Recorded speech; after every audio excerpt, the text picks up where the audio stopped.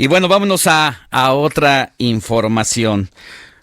Fíjese qué oportuno tener de nueva cuenta a Sergio Alberto Mendoza. Él es académico de la División de Posgrado de Medicina Interna de la Facultad de Medicina de la UNAM. La semana pasada hablábamos sobre el uso del cubrebocas. A pesar de que había evidencia científica ya durante estos últimos 6 meses, que en ese transcurso hubo un debate, que si eran necesarios, que si no, que si te protegían. A final de cuentas, se dice por mayoría de investigación que sí, que evita la propagación. Entonces, ayer Donald Trump, que no se había puesto un cubrebocas, salió con el cubrebocas porque se le ha desparramado el contagiadero. Hugo López-Gatell, subsecretario de Salud, salió con el cubrebocas. Por eso es bien oportuno que te tengamos en la línea telefónica, doctor Sergio Alberto Mendoza. ¿Cómo estás? ¿Qué tal? Muy buenos días. Nuevamente, muchas gracias por la invitación. Es un gusto por estar con ustedes. Vámonos directo al grano. El cubrebocas, ¿cuál es el ideal para protegernos en este momento de la epidemia, doctor?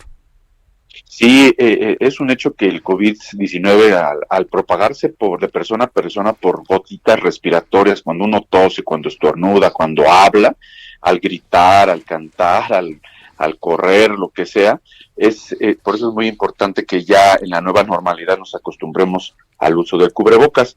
En general, hablando en general, 3 tipos de cubrebocas. Hay un cubrebocas que es con un doble filtro. Hay un cubrebocas con triple filtro. Estos tienen un tiempo mínimo de uso de 1 hora. Esto es muy importante porque muchas veces la gente lo tiene en el cuello, en la oreja, en la cabeza, y no lo usa correctamente en nariz y boca, sin barba, y eso pues genera que no sea útil como debe ser, ¿no? Sí. Y el tiempo mínimo es de 1 hora, y la gente luego lo tiene 24 horas, y es ahí donde ya no aplica. El tiempo máximo sería de 8 horas. Estamos hablando del más sencillo que puedes comprar en la farmacia, entre 5 y 10 pesos. Exactamente, ese es el que es el delgadito, es el que filtro, casi el que uno puede utilizar. Nada de que regreso de mi jornada de trabajo, que ya de por sí me pasé, si dices 1 hora, yo sí conozco gente que lo ha usado 5 horas y todavía se quiere dar el lujo de regresar a casa, dejarlo colgado para salir mañana con él. Eso no. Claro que no, claro que no. Por eso es importante tener varios para uso todo el día, y más si la persona en el trabajo tiene que hablar. Al humedecerlo ya no va a funcionar, y a lo mucho tendría que durar 8 horas. Muy bien. ¿Cuál sigue? ¿Cuál es el otro cubrebocas? Sí, el que sigue es la mascarilla quirúrgica, que es el que ya empezamos a usar un poquito ya más en pacientes hospitalizados, que tiene triple capa, o sea, el que le llamamos cubrebocas plisado. Sí. Ese puede durar hasta 2 horas o 4 a 8 horas máximo. ¿Por qué pongo este rango? Porque depende del uso, depende de lo que la gente hable, porque si no se humedece y ya deja de servir. Este triple plisado creo que hasta trae como en el puente de la nariz un pequeño como especie de plástico para que se amolde al rostro. Sí, hay algunos de ese tipo, pero el convencional sigue siendo de tela, pero que tiene como 3 pliegues. Ya. Ese es el que es el más habitual, y es el que se tiene sus sujetadores para las orejas que no van hacia la cabeza. Ya. ¿Con cuál seguimos? El respirador tipo N95 que comentamos un poco la semana pasada, ese es el que normalmente debe ser para uso hospitalario. Mucha gente que tiene el recurso, porque sí es obviamente mucho más elevado en costo que los otros, lo quieren usar para la calle, y no es lo más adecuado. Este es para uso médico, para uso hospitalario, y tiene un tiempo mínimo de uso de 6 a 8 horas. Ahora, si hay alguien que lo puede comprar, pues lo puede hacer, pero tiene que tomar en cuenta que ese es para uso hospitalario, y máximo de uso serían 40 horas, pero de uso continuo, o 5 días con jornadas de 6 a 8 horas. Esto genera la necesidad de hacer lo que la semana pasada comentamos, de poder poner cada día un cubrebocas diferente en 4 o 5 bolsas, en lo que en 3 días el virus se pueda morir dejándose en reposo, obviamente si es que ya no se humedeció el cubrebocas durante su uso. Ok, doctor, ¿y qué pasa con los otros cubrebocas, los de los caseros, los de tela, los de neopreno, como los que trae aquí mi equipo de producción? Sí, eso está aprobado por los centros de salud de Estados Unidos. Hay digamos, un equipo de médicos de especialistas en Estados Unidos que conforman la CDC, que son los Centros para el Control y la Prevención de Enfermedades. Te perdemos un poco, doctor. Nos quedamos en que nos estabas dando un repaso del N95 que tiene jornadas de hasta 4 días, de 7 horas, 1 hora el sencillo, ¿no? Hasta 3 horas el de triple capa, y nos estabas comentando por ejemplo, el de neopreno. Sí, le decía que la CDC, que son los Centros de Control para Prevención de Enfermedades, en su última actualización lo recomienda que podamos usar una cubierta de tela para protegernos también para la transmisión del virus. Inclusive estos cubiertos de tela pueden ser lavados, pero tienen que ser lavados después de cada uso, porque luego la gente también lo usa y después de 3 días lo quiere lavar. No, tendría que ser lavado diario. Ahora, ¿qué pasa si se usa doble cubrebocas? Uno sencillo, como el que hablas, que dura con duración de 1 hora, y encima otro de neopreno o de tela, por ejemplo. Sí, podría ser, no está contraindicado. Podría ser que se mejore la utilidad, porque la humedad se quedaría en el primero y el otro le podría proteger un poco más. Podríamos prolongar tal vez un par de horas más. Uh-huh. No hay estudios que puedan comparar si se usan 2 o si se usa 1. No hay estudios serios comparando esto, pero sí puede prolongar la efectividad. Ahora, hay un montón de tutoriales para el uso. Pues hay que aceptar que el cubrebocas es caro, por muy sencillo que sea en la farmacia, y si usas cada hora uno de 10 pesos, imagínate la gente que va al día a día, está complicado. Por eso recurren a métodos caseros, casi de poner a cositas en YouTube y cómo hacer uno. He visto incluso que hasta con calcetines se avientan un cubrebocas. ¿Vale la pena? ¿Se puede? Siempre y cuando pueda ser de tela, sí es posible. La CDC también lo recomienda. Inclusive ahí en su página hay un video en donde nos muestra de cómo poder hacer nuestro propio cubrebocas, y sí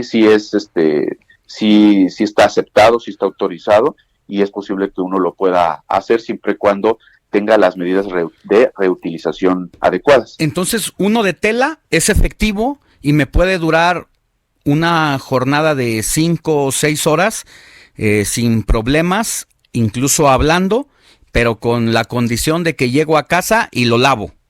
Exactamente. Sí, cuando son de filtro o de tela sería de esa forma, y siempre lavarlo, o incluso si es posible durante el día poder utilizar otros 2, estaría muy bien, porque si son por lo menos unas jornadas de 12 horas en el trabajo, no podríamos usar el mismo. Normalmente sería adecuado usar 2 o 3 distintos y lavarlos diario. ¿Cuáles serían los cubrebocas o los métodos que de plano no hay que utilizar, que no sirven, o que incluso pues el material a veces que se usa puede asfixiarnos? ¿Qué sería lo que no recomendarías, doctor? Pues básicamente, más que el que no ocupemos, porque finalmente estos materiales sí están autorizados, es más bien el adecuado uso, Alejandro. Yo prácticamente nos iríamos a que la persona lo use adecuadamente, y el tiempo y la forma de reutilización sea la adecuada, porque de ahí se desprende la mayoría de los casos, porque no se utiliza adecuadamente, porque la gente siente que se asfixia, no se acostumbra tan fácilmente. Entonces yo les recomiendo más bien ahí que puedan utilizar humidificadores de la mucosa nasal para que no se les reseque la nariz y no tengan menos sensación de asfixia. Ahora, Hay unos muy, ¿cómo decirlo? Muy pachucones, la verdad. Son como transparentes, pero ni son mascarillas, porque tienen una cierta distancia de la boca, y tampoco se pegan a la boca. Yo, en lo personal, siento que esos no sirven, pero tú desmiénteme o confírmame, doctor. No, es muy cierto. El cubrebocas siempre debe ser pegado a la cara. Cubrebocas en general, el que sea, el que tenga muñequitos, el que no lo tenga, el que sea más elegante, el que no, pero el que no esté pegado a la cara no va a servir, no va a funcionar y se va a infectar la persona. Tiene que estar totalmente pegado a la cara, por eso está recomendado que no se use barba. Y estos que son como transparentes muchas veces no tienen esa adhesión a la cara, no sellan herméticamente y no van a funcionar. Exacto.